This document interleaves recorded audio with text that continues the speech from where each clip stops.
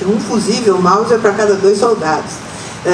E como enfrentar essa situação? Eles iam ser cercados, eram 7 colunas, cada uma com 2.000 soldados que marchavam sobre São Luís Gonzaga fazendo um cerco.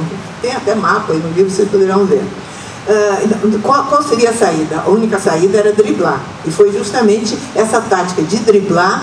Uma noite, né, quando o Prestes percebe que tinha uma coluna que já estava, das tropas governistas, estava bastante próxima de São Luís Gonzaga, ele manda um destacamento enfrentar e dá a impressão de que a coluna está toda em São Luís Gonzaga, e a coluna passa ao largo da coluna governista, se esconde no vão de um rio profundo que tinha ali no Rio Grande do Sul, e as tropas governistas não tinham o trabalho de informação que a coluna informação tinha.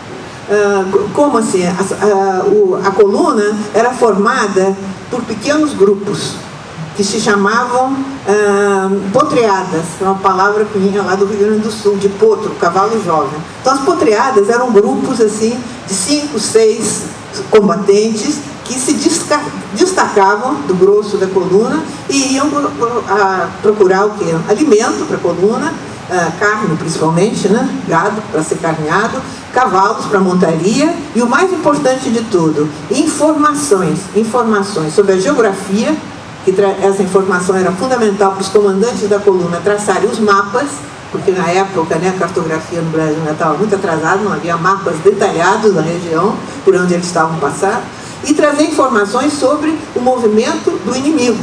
Então eles estavam sempre bem informados sobre o movimento das tropas inimigas, enquanto as tropas governistas marchavam cegamente, porque as tropas governistas desconheciam essa guerra de movimento que foi, na época, uma guerra de guerrilhas, né, criada pelo Prestes com Portela, enfim, pela coluna Prestes, que acabou se chamando coluna Prestes.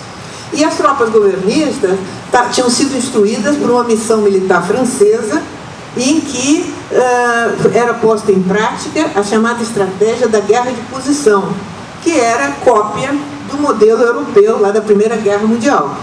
Ou seja, as tropas governistas marchavam para um objetivo estratégico, um objetivo geográfico, que eles chamavam. No caso, era São Luís Gonzaga.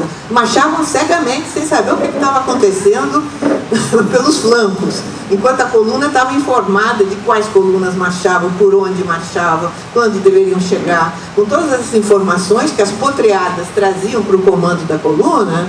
E vocês vejam interessante a fidelidade desses soldados à coluna. Quer dizer, eles se destacavam quilômetros para obter tudo isso, depois voltavam e informavam o comando. O comando, com isso, traçava os mapas, tinha clareza de onde estava o inimigo e, com isso, podia sempre driblar o inimigo. Daí a guerra de movimento. Então, o resultado é que a coluna percorreu 25.000 quilômetros pelo Brasil, de sul a norte, de leste a oeste, sem nunca ter sido derrotada, sem nunca ter sofrido nenhuma derrota, embora tenha enfrentado 53 combates pelo caminho, mas sempre evitando combater.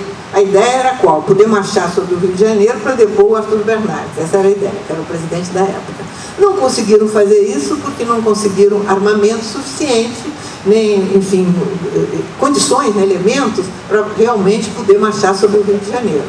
Mas quando eles viram que não podiam marchar sobre o Rio de Janeiro, a tática adotada foi tentar atrair as tropas governistas para o interior do Brasil para propiciar outros levantes tenentistas nas cidades do litoral, que acabaram acontecendo, diversos desses levantes, todos rapidamente debelados pelas tropas governistas, né? Quer dizer, o único levante dos tenentes, que durante toda aquela década de 20, que não foi desbaratado, que não foi derrotado, foi justamente a coluna, que sobreviveu durante 2 anos e 3 meses, percorreu esses 25.000 quilômetros, 13 estados pelo interior do Brasil, né?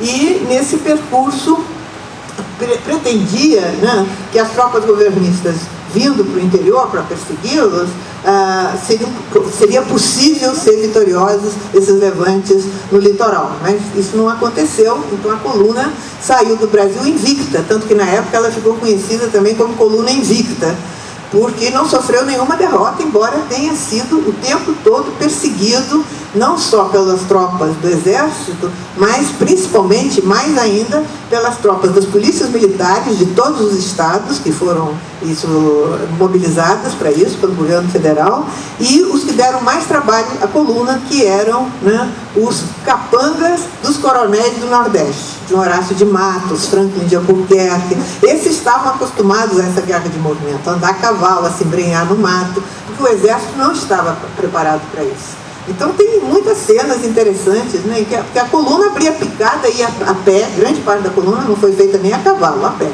O próprio Prestes, poucos períodos marchou de cavalo, a maior parte do tempo ele andou a pé, porque os cavalos, a preferência era para os doentes, para os feridos, esses que iam a cavalo. Uma das grandes, digamos assim, conquistas da coluna era o seguinte: não abandonar nenhum ferido. Então o soldado da coluna, ele sabia que ferido ele não seria